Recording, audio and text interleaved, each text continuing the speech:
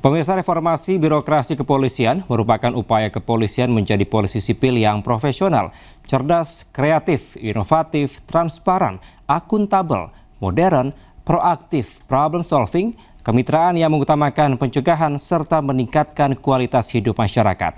Dan berikut 3 pola dasar dalam reformasi kepolisian.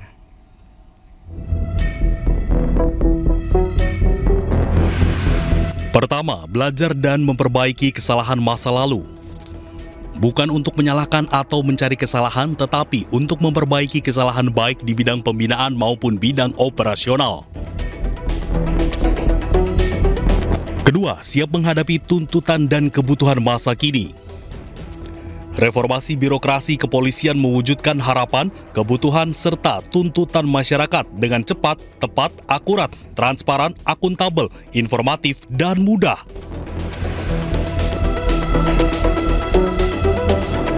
Ketiga, menyiapkan masa depan yang lebih baik dalam bidang pembinaan maupun operasional.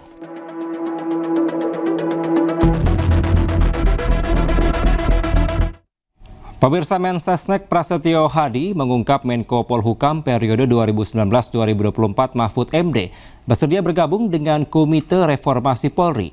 Sementara itu rencananya Presiden Prabowo akan umumkan komite tersebut usai kembali ke Indonesia.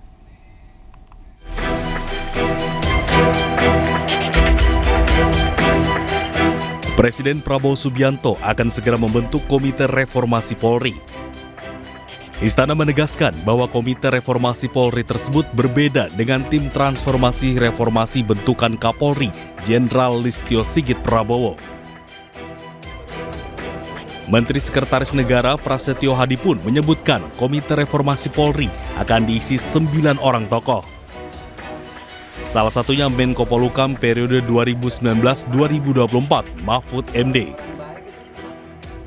Meski belum ada yang ditunjuk sebagai ketua, namun Mahfud MD bersedia untuk ikut bergabung dalam Komite Reformasi Polri. Rencananya, pengumuman komite itu akan disampaikan setelah Presiden Prabowo Subianto kembali ke Indonesia.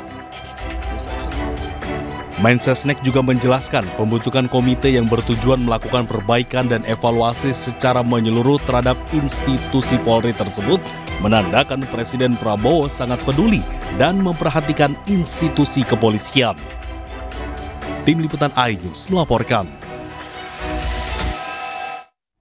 Pemirsa, Menteri Koordinator Politik Hukum dan Keamanan periode 2019-2024 Mahfud MD menyatakan dirinya mau terlibat dalam tim reformasi Polri.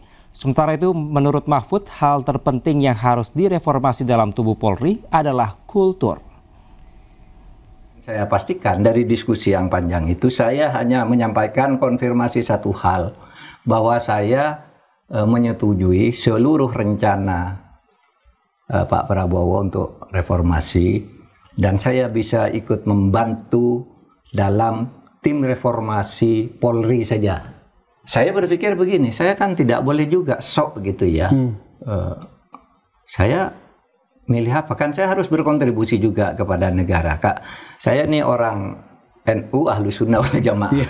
Itu dalilnya itu mala yudroku kulluhu la yutroku kulluhu. Kalau engkau tidak mampu mengerjakan itu seluruhnya, jangan tinggalkan seluruhnya. Ambil yang bisa ambil. Nah, di sini saya bisa. Iya, saya dengar dari Pak Mahfud tuh. Jangan yang lain. Di sini saya bisa. Dalam kacamata Pak Mahfud, kalau apa yang menjadi hal penting kalau teorinya itu memperbaiki kan penegakan hukum teorinya itu kalau penegakan hukum itu menurut Friedman kan 3. 1 substance, isinya, aturannya. Yang kedua structure, aparatnya. Lalu yang ketiga culture. Nah, di lingkungan Polri sendiri saya diskusi dengan beberapa seniornya ada 3. Tidak ada substance, yang ada structure, culture, dan instrumen.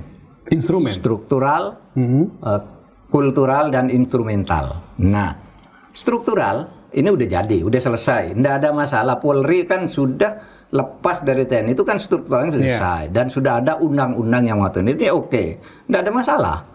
Lalu instrumental, berbagai aturan-aturan dalam bentuk undang-undang, perkap dan macam-macam itu sudah banyak dan bagus aturannya. Masalahnya kultural ini. Polisi ini kehilangan kultur, budaya pengabdian. Nah, sehingga saya tidak banyak sebenarnya yang perlu dirombak, karena aturan apapun yang dicari tentang Polri yang bagus tuh gimana sih, sudah ada semua di undang-undang.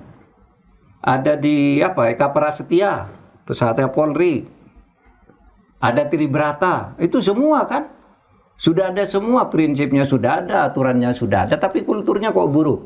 Kesan orang kalau polisi itu memeras, kemudian membacking ini. Yang terpenting tidak ada meritokrasi, sehingga orang-orang baik itu susah. Kultur buruk menyebabkan tidak ada meritokrasi. Kira-kira gitu. Meritokrasi. Siapa yang ingin dapat jabatan ya punya kedekatan dengan pimpinan di berbagai level atau membaik. Polisi membentuk tim transformasi dan reformasi kepolisian di internalnya. Pembentukan tim ini berisi 52 perwira tinggi Polri.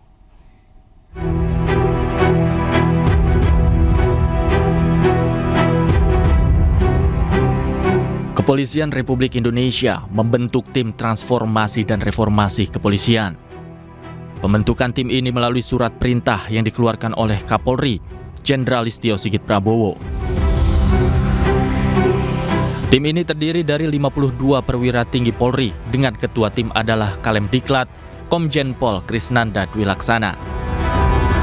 Pembentukan tim reformasi Polri dilakukan untuk mempersiapkan proses evaluasi seluruh program yang dijalankan oleh Polri.